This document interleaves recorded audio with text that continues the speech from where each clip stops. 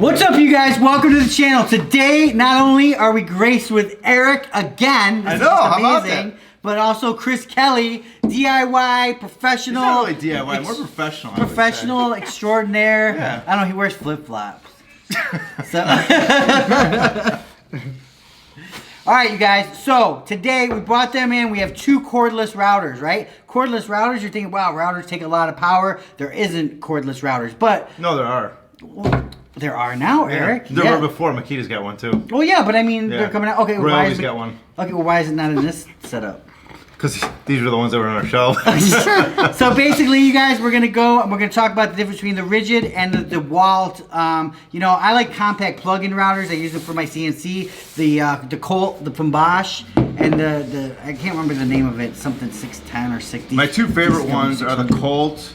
Porter Cable's got a really nice one too, but I love the Bosch and I love the DeWalt one. Yeah, I'm a big fan of the DeWalt. So, what did you guys think of? We took them both. Did you get prices on them yet? I did not. I'm not worried about the prices because, like you said, money's no object. Oh, no, okay. Oh, man, you're starting to live like me, man. Debt. We're getting old, dude. We might be gone tomorrow. Just debt it up.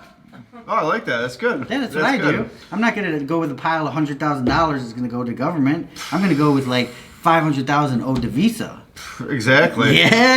And guess what? You can't bring it with you. Yeah. Yeah. Split up against MasterCard. Exactly. So you guys, start sending me the credit card offers in the mail. Yep. So now, Chris, you do a lot of like fine woodworking because you do like kitchens. I've seen you do a lot of other stuff, a lot of trim work and all that. So you use routers a lot, right? Yeah, especially as I've gotten older, moved more into trim work. As you get older, you can't frame all day long. Just don't have the body for it. Been trimming. I started out as a trim carpenter probably like 10 or 11 years ago. Routers have always been something we do at the end. It's finish work, and it's always a pain because routers are huge. They have a lot of power to them. You need to know what you're doing because you can screw up a nice piece of wood. In the past year or two, everyone's starting to come out with the cordless ones. You know, we have DeWalt's and RIDGIDs, but I know all the other manufacturers are coming out with ones. And today was our first day playing with these, and they're pretty sweet. For the size, there's not too much power, there's not too much kick. You can see the bit a lot easier with these when you're working. With a bigger one that's usually two hands, it's sometimes cumbersome to see exactly what you're doing. You've got to take your time. One thing I noticed right away is the size difference in the plates. What I noticed after using both of these is the bigger the plate, the more stable it is because you're not used to using routers with two handles sometimes. It gives you some stability. This is sort of a little awkward trying to control the tool with one hand around the machine. You know, I had to play with it for a little while to try and figure a good hand position where you want to hold these. But the DeWalt bigger plate made it more stable. Was able to touch more pieces of the wood as you're working it and made more of a stable base. As far as power, they both felt like they had the same amount of power. The smaller batteries for all the platforms, whether it's DeWalt, RIDGID, Milwaukee, everybody has compact batteries now. They seem like the perfect size for these because you don't want them too heavy. You're definitely not going to throw a huge 9 amp battery on one of these things and try and use it.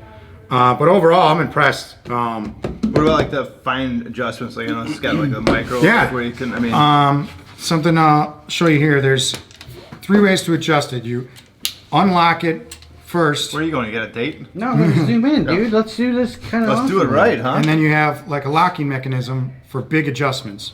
You know, you get set to wherever your depth you want. You lock it in, and then you have your fine adjustments right here. And I saw that and I was like, oh, that's pretty sweet. One other thing on the RIDGID that I thought was nice is it's somewhat of a safety factor. Is here's the power switch.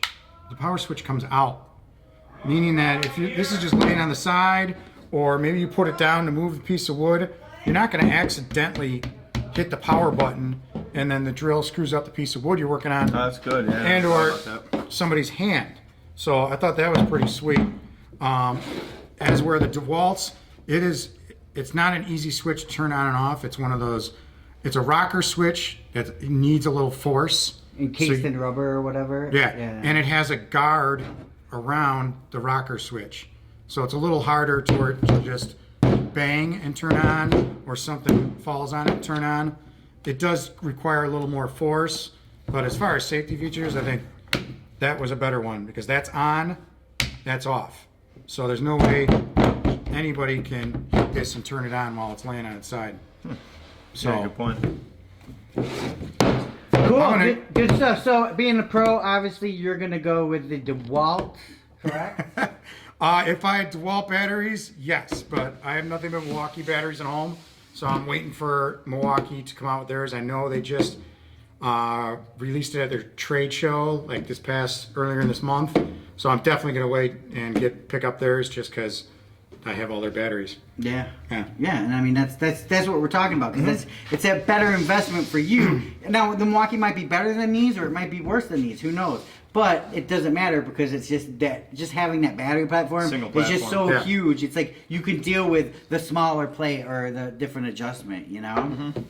So unless you're like me, a perfectionist, you would just get the best of everything. I would love to, you know? But no, having 20 it's different hard, batteries, right? You can't just keep throwing money away on tools. Batteries are very expensive, and you can't. There's other tools from different manufacturers I would love to have in my toolbox because I prefer them over the certain one that Milwaukee has, but I can't invest all that money in extra batteries. Right. You know? Yeah. Cool. All right, you guys, check it out. Don't forget to let's comment below. Let's get the conversation going. I don't want to hear any bitching on this one. Just get it done. Click the bell, click like, and subscribe.